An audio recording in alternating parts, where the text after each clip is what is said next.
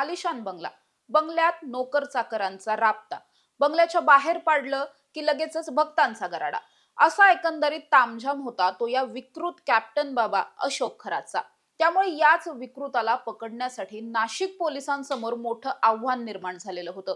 याला पकडायचं तर होतं, मात्र त्याला पकडताना त्याला सुद्धा कानोकान खबर लागता कामा नये अशा पद्धतीनं फुल प्रूफ प्लॅन आखणं अतिशय गरजेचं झालं होतं.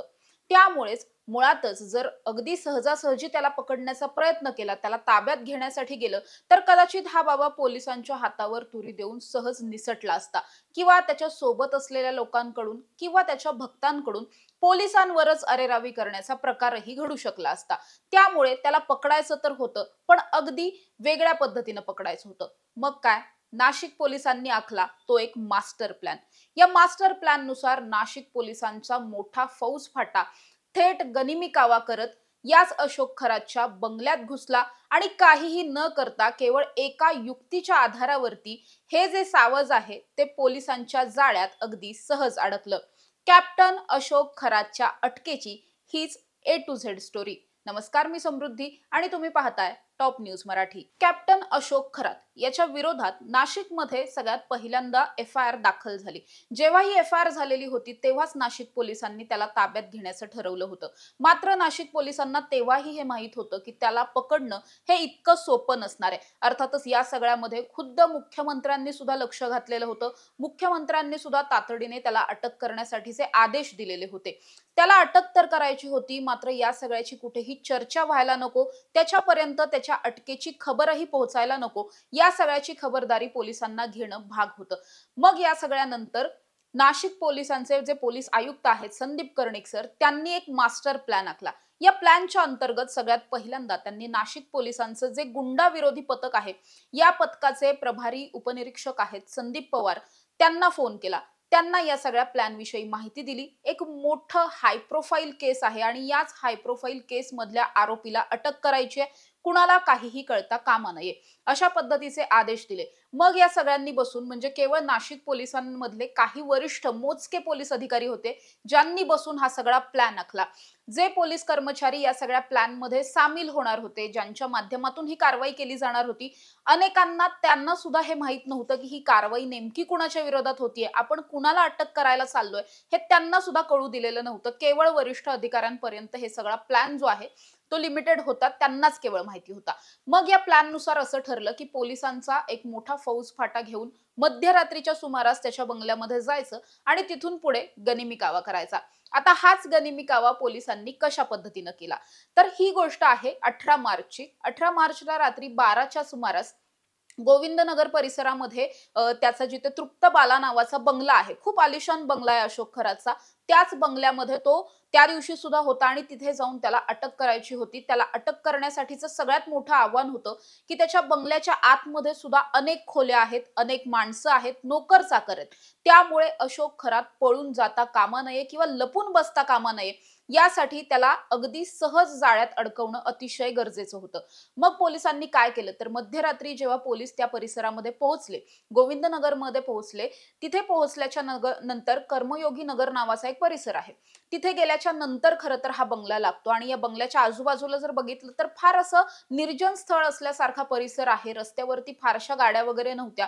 पोलीस ज्यावेळी तिथे पोहोचले, पोलिसांनी 2-3 वेगवेगळ्या टीम्स स्वतःच्या तयार केल्या. एका टीमनं संपूर्ण तृप्तबाला या बंगल्याला वेढा घातला. दुसरी टीम होती, दुसरी टीम ज्यामध्ये खरं तर अंमलदार दर्जाचे अधिकारी होते, त्यांनी सगळ्यात पहिल्यांदा गच्चीवरून बंगल्याच्या आतमध्ये जाण्याचा प्रयत्न केला. काही जण बंगल्याच्या आत सुद्धा गेले, मात्र कुणालाही जाग येता कामा नये या सगळ्याची खबरदारी घेण्यात आली होती.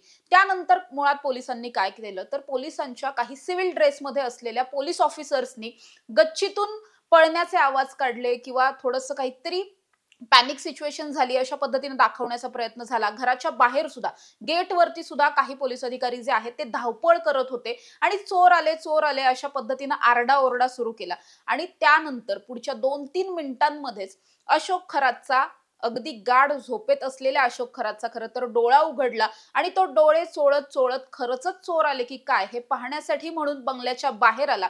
जेव्हा तो बंगल्याच्या बाहेर आला त्यावेळेस तो लिटरली हाफ पॅन्ट वरती होता, बरमुडा घालून हाच अशोक खरात बंगल्याच्या बाहेर आला आणि पोलिसांच्या हातात हे सावज अगदी सहज सापडलेलं होतं. त्यानंतर सगळ्यात पहिल्यांदा त्यांनी सिव्हिल ड्रेसवर पळणाऱ्या या काही अधिकाऱ्यांना पाहिलं आणि त्यांना विचारलं की तुम्ही कोण आहात आणि चोर कुठे आहेत. असं विचारल्याच्या नंतर सिव्हिल ड्रेस मधल्या याच अधिकाऱ्यांनी तातडीनं अशोक खरातवरती झडप घातली, त्याला ताब्यात घेतलं आणि तसंच गाडीत बसून थेट पोलीस स्टेशनला घेऊन गेले. अशा पद्धतीनं अशोक खरातची ही सगळी फिल्मी स्टाईल अटकेची स्टोरी होती. खरं तर अशोक खरातला अटक करण्यासाठीचं सगळ्यात महत्त्वाचं आणि मोठं आव्हान होतं ते त्याच्या भक्तांचं.